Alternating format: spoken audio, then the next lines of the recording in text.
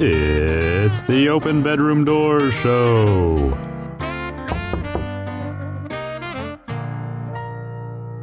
I'm Angela Skirtu, and I open bedroom doors. Hello, everyone. I'm Angela Skirtu. I am a licensed marriage therapist and an ASEX certified sex therapist, and we have a great show for you today. This is a segment on the show we call Sex Positions, and it's basically where I judge something I find in the media. And today's sex position topic is erectile dysfunction. So I recently found an article that says there's vitamin D deficiency that's linked to erectile dysfunction. It was a new study in the British Journal of Pharmacology, and it confirms previous findings that vitamin D deficiency is in fact linked to ED. There's also a lot of other factors linked to ED that I wanted to talk about as well. So yeah, if you think about it, our bodies, okay, let's think about an erection and how it works, right? So an erection is about blood flow, right? So having good blood flow in your body then creates that basically enough blood gets into the penis so that it gets erect and you're able to use it. And so vitamin D and all of the vitamins, so like eating fruits and vegetables and getting vitamin D are all linked to having better blood flow and better body health. In addition to that, what you need to be doing is cardio. I don't think we talk enough about the role of cardio in your erection. But if you aren't getting out there and moving your body, and again, getting that blood flowing, boom, here's me running around, guess what? Your penis is going to stop working. Actually, so I was in a talk with other sex therapists, and one of the guys, I can't remember who said it, but it was a guy, and he was saying, I can go to a ball game and I'll tell you exactly who's having ED in that ball game audience. It's people who are drinking a beer, smoking a cigarette, and obese. And yes, I love all you. I think you're all wonderful people, and I want you to love your body wherever it is. And we all need to be taking better cares of our bodies. So if you want better erections, here are the things you need to do. Stop drinking and smoking, because it really does causing harm. Smoking restricts the blood vessels. That's why smoking does it. And it doesn't matter whether it's pot or cigarettes. All smoking does restrict the blood flow in your penis. So yes, maybe when you're young it would have worked, but as you get older, not gonna do it. So you gotta restrict drinking and smoking. You've gotta do cardio, move your body every day, not like once a week. I mean, every day. And you need vitamin D. That's what we just learned. We are always looking for sponsors. If you're interested in sponsoring the next sex position, please reach out at openbedroomdoors.com and submit a contact form. We will even let you pick the position.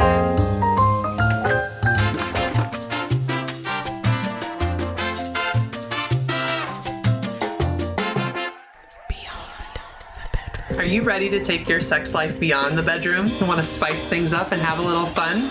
Come join me for my couples retreats. We are taking Open Bedroom Doors to exotic locations and introducing you to fun, sexy new ways to intimately connect with your partner. In a beautiful location, surrounded with serenity, warmth, connection, that beachy vibe. This retreat is your opportunity to say, nope, I'm leaving the kids and work at home, and we're gonna go to a place where we focus on us. We slow down, we get into our sensory experience, and I just want you to ignite your sex life and learn how to really take your sex life from 0 to 100.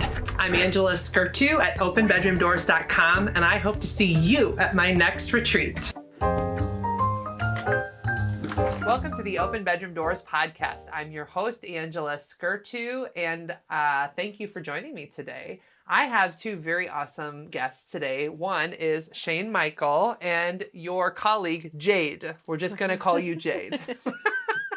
So Shane Michael is the founder and lead photographer of River Rose, a boudoir photography studio built on something much deeper than photos. I always figured if I'm going to say boudoir, I've got to do it with a little accent. Right. But it was built on the mission to help women see their strength, beauty, and worth without apology. So no thank you, no apologies. I have worth. So tell us a little more about that, because I think it's better in your words. Like, what are you trying to accomplish with boudoir photography? I'm trying to give women an outlet that they don't need to be concerned with. You know, everybody is so concerned with what this person will think or this person's opinion or this person's thought, and nobody ever really stops to think about their own direction and worth when it comes to anything, much less doing, boudoir photos. Women need an outlet and an escape to be reminded of who they are and who they were before motherhood, before being a wife, before addiction, before domestic, abuse, before all the trauma that was started, back to a moment where they felt like a badass. Or maybe this is their first time discovering that they're a badass and they need that light kind of lit to see what that discovery is. So I've talked to a lot of people who've done boudoir photography, and that connection to themselves, I think, is a really important piece of it. Jade, I want to bring you in because I don't want you to feel like you're out there in left field. So like what, so I can imagine like doing boudoir photo, just so if you don't know what that is, like you can dress up in cute little outfits. Sometimes there's more nudity, sometimes there's less nudity, but it is their choice, I imagine. But like, I could also imagine that having a man, there's like, oh, there's a man doing it. So Jade, is that where you come in somehow? It is. So when they're changing and getting into their outfits, anything like that, it is my job to make sure the outfits fit properly. They're sitting where they need to sit, make sure they're comfortable with as exposed as they are before I bring Shane back in. So you kick Shane out of the room. It's like, hey, the girls are going to go do some things. And then you help them feel comfortable. And then, but like, you're still the photographer, right? Right. So you've got to make them feel comfy too. How do you do that? Really bad jokes. That's the best way. I mean, it is. I mean, the relationship that her and I have allows for banter. And in my experience, when you have a little bit of friendly banter, it goes a long way with the company that you keep. 95% of the women that come to us all feel nervous, all feel awkward, all have expectations of not knowing what to expect. Probably don't even feel beautiful sometimes. They don't, and it's a roller coaster emotion. One day they're feeling like complete badasses because they're doing this, and the next day they're trying to think of 15 different ways to kill a puppy so they can reschedule or cancel. Which, please, we love Please puppies. Don't kill puppies. We love puppies. We like don't do the that. puppies. But there's also a lot of, and you touched on this a little bit accidentally, there's a lot of miseducation when it comes to boudoir. Boudoir isn't necessarily just about lingerie. It's not about nudity. It's not about being exposed. It's about feeling powerful and empowered. I tell my clients all the time, we can do just as much in button-down and knee-high socks that we can do with a 5-piece lingerie set or with implied nudity. This is about finding that alter ego and bringing it into a reality to where both can coexist. Yeah, I think, so I talk to people a lot about like what they wear and choosing to wear something because it makes you feel good.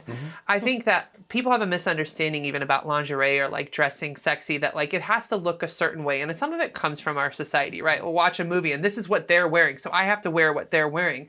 But like when I help clients start wearing clothes because that's what like shapes their body well, or like we actually had a phone, we've talked before, by the way. So like this isn't our first meeting, but on our phone call, you and I were talking about how like, even if you get them at a certain angle, like there's ways that they can pose and position themselves that like, if they didn't know, like, oh my God, that looks gorgeous, I had no idea. Like that's really, you're trying to bring to life this inner beauty that they have in them, maybe just locked up somehow. But like, you tell more, because I'm just encouraging all that he does. I'm a bigger cheerleader than he knows. In my experience, women and people in general, and I mean, a lot of what we do can be applied to men as well, but let's be real honest, men are not the most confident in sharing their sexuality or their feelings. We'll be very quick to talk about our conquests, but not about how we feel. But in my experience, women especially are so used to seeing themselves two-dimensionally. And what that means, they're looking at themselves through selfies, they're looking at themselves through the mirror, or they're looking down on themselves, whether mentally or physically. And the thing is when you're looking down on your body like this, everything sags. Everything doesn't look as well as it should be proportioned. It's not a flattering view looking down this way. And it's not really until you can see yourself the way intended, the way your husband, the way significant others, or the way that people in general see you, that it really kind of awakens. We talk about, you actually had mentioned something about, what to wear. We have a great deal of women, I'll use this as an example. We have a great deal of women that come in with what we call baby doll tops. Okay, are you familiar with what those are? I think so. So they're kind of like teddies, but they'll have like a shear, they'll have something that kind of falls off, right? Most women get this because they are trying to hide something, whether it's their stomach, whether it's their hips, whether it's some, scar of a C-section. And what it ends up doing is making them very boxy. Okay, so now all of a sudden we've gone from unsure to a sexy cereal box. There's nothing flattering about that. Don't be a sexy cereal box. But in whether, and this also applies to even, the large women that we deal with, we encourage you to wear stuff that's going to hold your curves. Show those curves. Honor them. Honor them, because then when we're shooting from the angles that we shoot at and we're owning what our curves are and there's nowhere to hide, there's nothing to view but you and all the perfections that are there. I think it's so important though too, because like all right, so I had this client once and I remember she would wear these things to hide herself up, and like she was exercising like crazy, and I remember telling her, I was like, do you realize that everything you're trying to exercise away is what makes you feminine? Like she was trying to get so skinny and like flat, and like it was basically trying to remove everything that made her a woman, like her curves. And she's like, well, I had not, I never thought about it.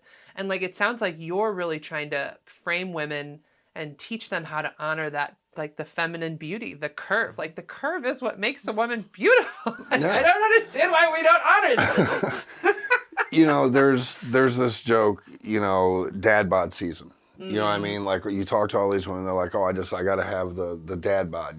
They're sexy, they can pick you up, and there's still something to cuddle with at night. But then they've got this interpretation of themselves that they've got to have six-pack abs. They've got to have a Kardashian ass. They've got to have all these things. And at the end of the day, I'll be honest, most of us men don't give a shit. We like imagination. We like things to be able to hold on to. We like things to be able to cuddle with. But society has put such a marker on what women are supposed to be like, what they are supposed to be seen as, and all of it's bullshit. Hopefully, I can cuss. Right? I mean, we did. You okay. did it. I guess we're going to. We're going to find out. My right? book's a cussing book, right? It's from no to yes sex. So yeah, we're fine. Okay. We've got to limit it a bit, but it's okay. Go for it. But there's a lot of views that are out there that are just utter bullshit. You've got a lot of women that want to assume the way that men think, and don't get me wrong, there are plenty of men out there that is the way they think. But there is also a great number of us that would prefer a little bit of curve over six-pack abs. So I want to invite Jade into this conversation because I feel like you probably have a little behind the scenes experience. And so I'm curious, when women are changing, what is the dialogue? What are the things they're saying to themselves as they're trying to get into these outfits? And like, what are you having to coach them on? So one thing I always have to coach them on is make sure their butt's not square. What? Okay, tell me more. Making sure we're wearing our panties in the proper way they're intended to be not wearing them in our hip dips. We all want to wear our panties in the hip dips. If you wear them higher, we have rounded butt cheeks. My butt's round? I had no idea. So you have to teach them how to wear clothes. Whoa, wait. Okay, keep going. What? I think you broke her. I like getting broken on this. I love it. I love it when people break me. Go for it. So like, people don't know how to wear underwear. Okay. So you don't know how to wear underwear. Tell us more about like what you're coaching them on. So, they're always, oh, I don't like this. I don't like that. Girl, you might not look at it because of course we're still looking down on ourselves, looking in the mirror. And so there's times I have to take them over to the mirror and be like, look, this is gorgeous. This is beautiful. And this is who you are. What's there not to love? So like there's a lot of, even as they're getting undressed or changing into these outfits, of like self-deprecation, it sounds like. Oh yeah, absolutely. Do you ever have people get so like nervous that they can't even do the photo shoot? No, not too often. Normally we can talk them off that ledge. That's good. That's good. Because I mean, I'm sure people thinking about doing a boudoir shoot, it's like, how could, you mentioned they're like, should I reschedule? So like you guys are pretty good at just helping them kind of feel comfortable, it sounds like. Well, and we're there from beginning to end. It's not like getting a haircut, you come in at 9 o'clock, talk to Tiffany, and you're out by 9:30. There's a process that we have in mind. I mean, even from the consult, where we are asking questions that most people wouldn't be prepared for. What are a couple things that you physically love about yourself? That's usually the hardest question that they get because they've never been asked. But let me ask them, what are 2 physical things that you don't like about yourself? And they're ready to spit fire off 5, 6 answers. Yeah. And honestly, I've heard everything from big toe to collarbone, so answers don't even really surprise me anymore. I will tell you what we've learned in this is whether a woman weighs 80 pounds or 280 pounds, they feel exactly the same about each other. They still look at themselves with the same flaws. And tracking back on her for a second when it comes to the underwear, there's things that we do in our human nature that feel right and feel comfortable for us, whether it's aesthetically right or not. So when most women are wearing their underwear, like she said, we leave it on their hips. It rounds off completely across, right? Same thing with bathing suits. So when they're looking at themselves not properly, they've got this square ass. Okay. If you bring the underwear just up the hip, just the sides, it's almost going to feel like a front wedgie-ish kind of moment. But you bring it off the side and you look back behind you, the only thing that's changed is now their circumference. So now you have it looks like round. a heart back there. Now you have the ass that you thought you didn't have. And it's small things like that. I mean, she has seen it. We've had clients come in that claim they could hide behind a microphone stand. I have no ass. There's nothing about me I like. And then when we're done with our session, they're beelining to go get sweatpants that say juicy on the ass. So come get a picture with Shane Michael and you will get juicy pants afterward. But the whole process is designed to navigate through all the emotions that women go through, our clients go through, period. And I am the only male on my staff because, well, I created it, so I kind of have to be. But even our hair and makeup artists were all clients before they became team. I have shot with Jade well before she came on the team. There's things that she has taught me, and there's things that I have taught her that come to the psychological of what we do. Nobody ever comes in not nervous.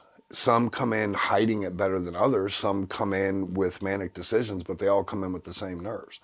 But by the time that they have sat down with the hair and makeup artist and they've seen the banter and we're going through the conversations and we're laying out the outfits and they're seeing the scene, by the time we get through the first pose, we've awoken something.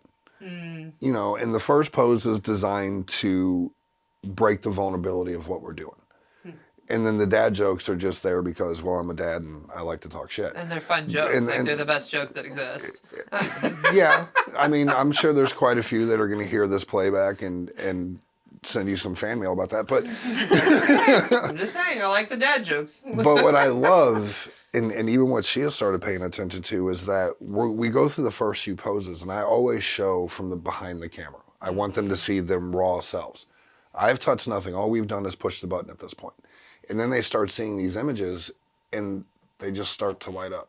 Yeah. That alter ego starts to come out. It's the first time they've ever seen themselves as potentially pretty or having some sort of asset. Like they never thought they did before. It's a discovery. Yeah. It's a pure discovery. It is probably the most innocent and most empowering moments that you will ever see a woman have. And then the rest of the shoot is just complete badassery. And where can they find you? River Rose Boudoir by Shane Michael on Facebook or through Shane Michael Studios.